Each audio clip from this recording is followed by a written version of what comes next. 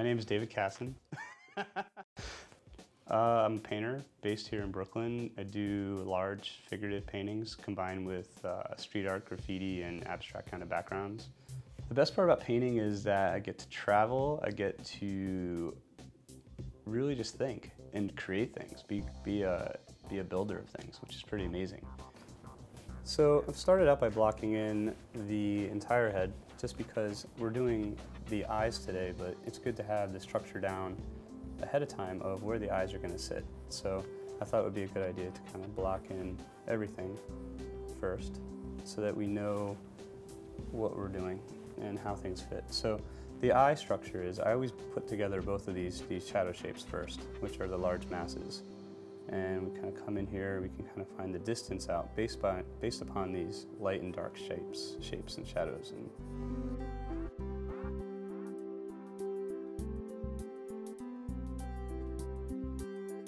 So from here, I'm really going to start squinting down and I'm going to start breaking apart this shape.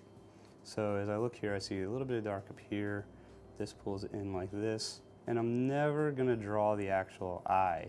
I'm still drawing this kind of shapes around and the structure of the eye, but I want to kind of sneak up on it. So basically the eye, you're going to be drawing the eye without drawing the eye.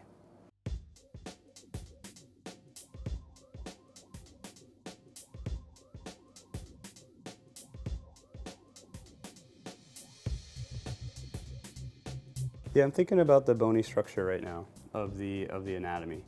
How this is a superciliary crest and how that pulls around.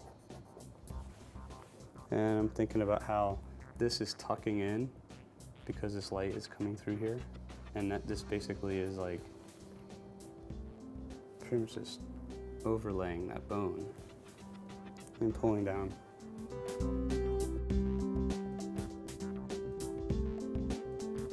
I'm going to move to a pencil right now to get more specific lines within here, a little bit more definite.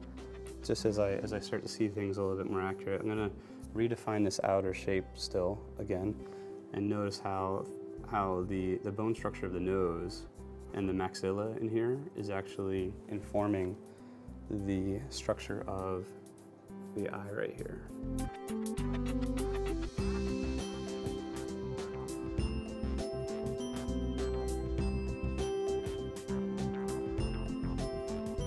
And I'm going to soften everything.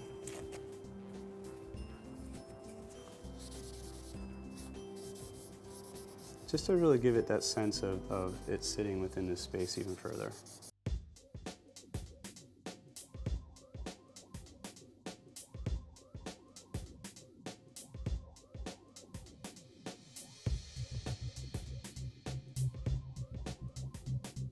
No, I mean, really just looking for the shadow shapes right now.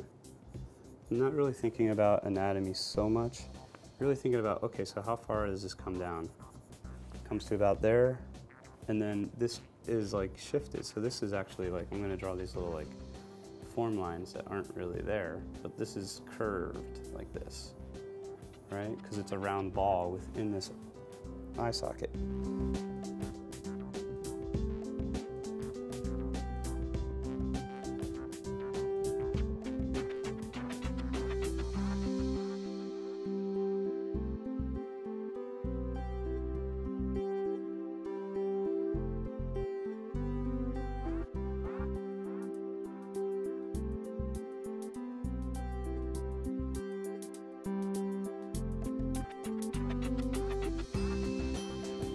We have this cast shadow over top of the eye from the upper lid, which is really beautiful.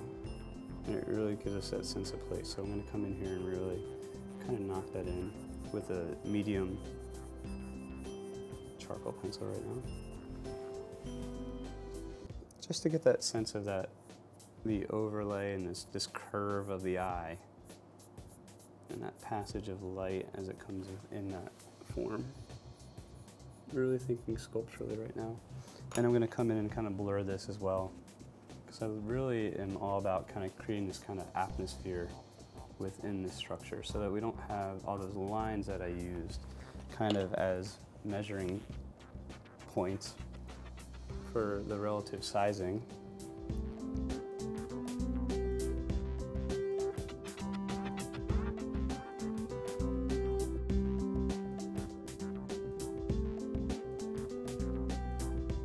kind of going with some white chalk now. I find that the General's white chalk works the best for this because it's not powdery, it's not a pastel kind of chalk white, and you can get the pencils really, really sharp.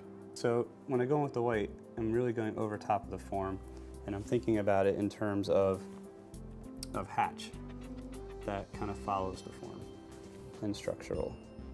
And as well as basically your touch defines how light or dark your pencil is.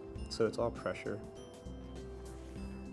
and movement, and I'm thinking about refining the white of the eye, the center part. I'm gonna work from the inside out right now, rather from the outside in.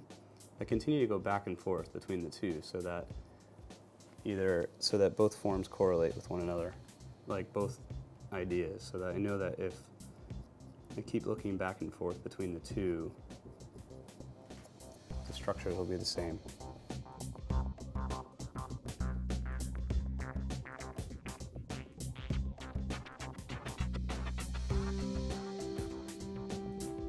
There are really, really bright highlights on the eye, and that because it's a glossy surface, which is moist, will make something that will really increase the brightness, and the value will be really like the top value you can get. Sometimes if you see paintings, they'll have really thick paint on the highlight of the eye, which we'll throw in here, because it actually will catch the light, the room's light on the painting to make that highlight even lighter than is actually seen in the paint. It goes one value higher than paint can actually take it. If you put a glossy glob of paint in there, and it's a sculptural effect.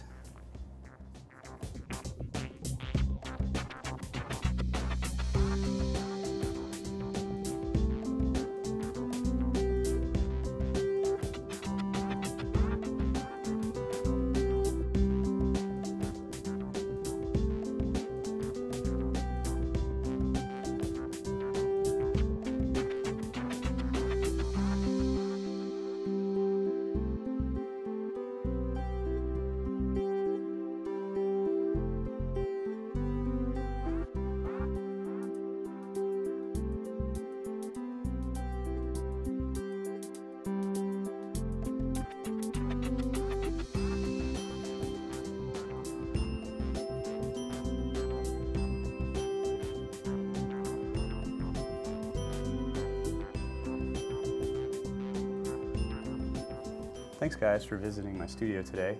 If you want to learn more, I have a couple articles in the new Drawing the Complete course by American Artist magazine. Thanks again. Is that cool?